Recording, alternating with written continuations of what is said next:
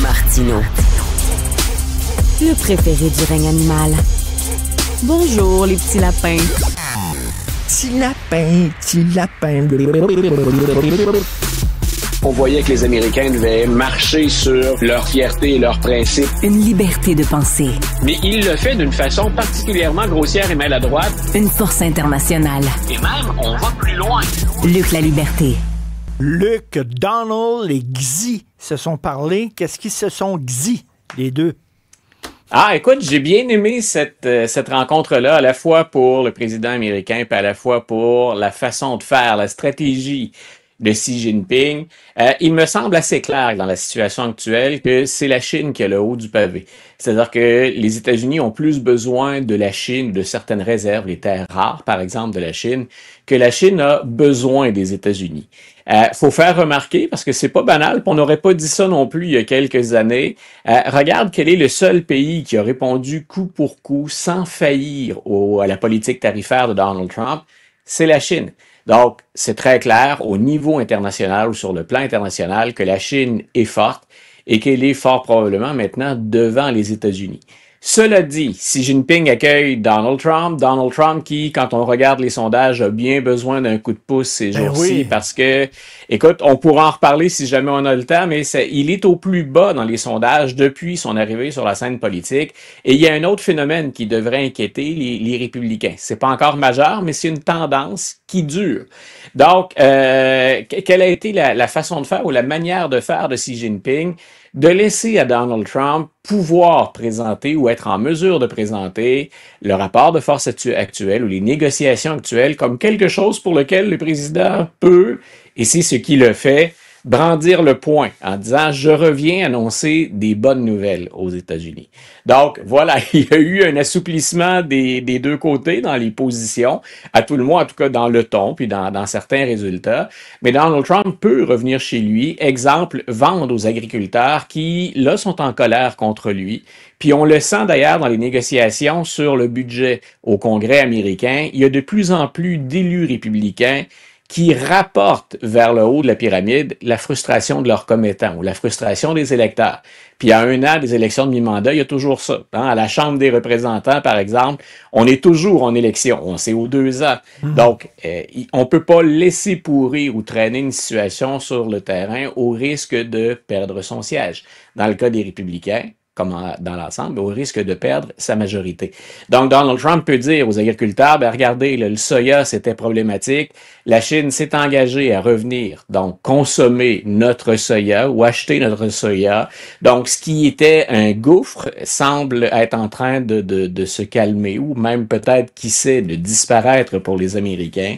On a donné accès à des terres rares aussi, ce qui est un très gros avantage dans les négociations parce que les Chinois en contrôlent quoi? 80% de l'accès aux terres rares. Oui. Donc, les Américains ont absolument besoin de ça. Dans ce domaine-là, ils sont en position de faiblesse. On pourrait éventuellement travailler sur d'autres alternatives, mais pas à court terme. À court terme, Donald Trump avait besoin de s'entendre avec la Chine. Et en contrepartie, bien sûr, il y a ces fameux tarifs puis les relations commerciales qui devraient être améliorées. Donc, je dis, Xi Jinping a été beau joueur là-dedans, au sens où on n'a pas joué, du moins en façade, la force brute.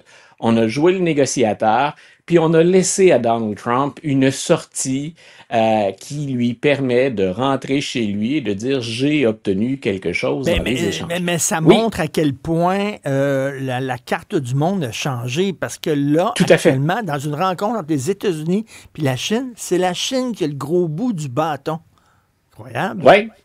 Voilà, c'est là où je disais, ne serait-ce que pour ça, que la Chine puisse maintenant, au plan international, s'afficher comme la puissance qui est en mesure de réagir aux Américains, de tenir tête aux Américains. Les autres vont faire des pieds et des mains, puis on ne recule devant rien pour flatter et plaire à Donald Trump. Il y a des gens qui disent « mais Trump fait ce qu'il veut, c'est assez ». Mettez-vous dans la tête d'un chef d'État qui a à gérer son économie à court terme et de nombreuses problématiques. Vous faites face à quelqu'un qui est très impulsif, qui est colérique, ou à tout le moins qui joue de ces étiquettes-là pour négocier. Vous n'avez pas le choix de se livrer à ce jeu-là qui nous semble, comme électeurs ou citoyens, pathétique. C'est pas ce qu'a fait Xi Jinping, mais il est dans une position qui est également, ou dans une posture qui est différente.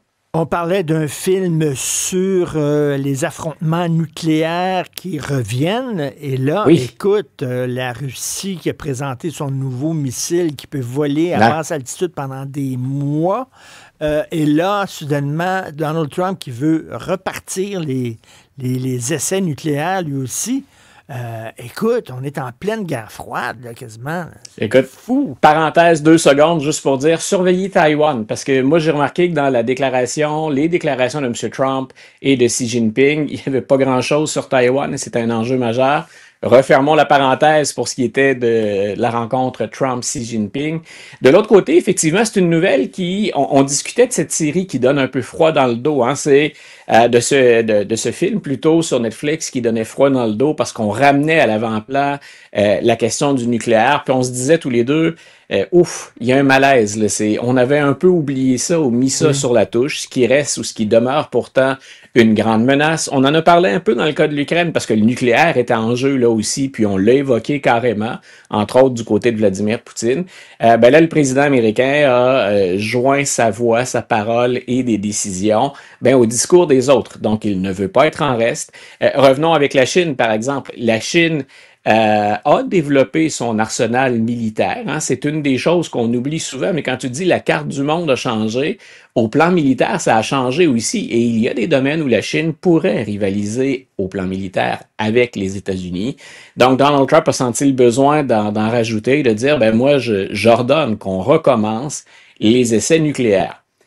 Ça se comprend dans le jeu d'équilibre des forces sur la scène internationale. Nous sommes passés malheureusement par là pendant la guerre froide.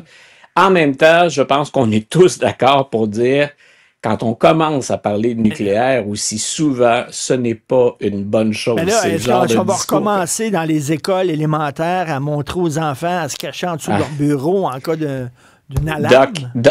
Duck and cover, hein? C'était resté, d'ailleurs, c'est probablement encore sur YouTube pour ceux qui veulent se rafraîchir la mémoire. Là.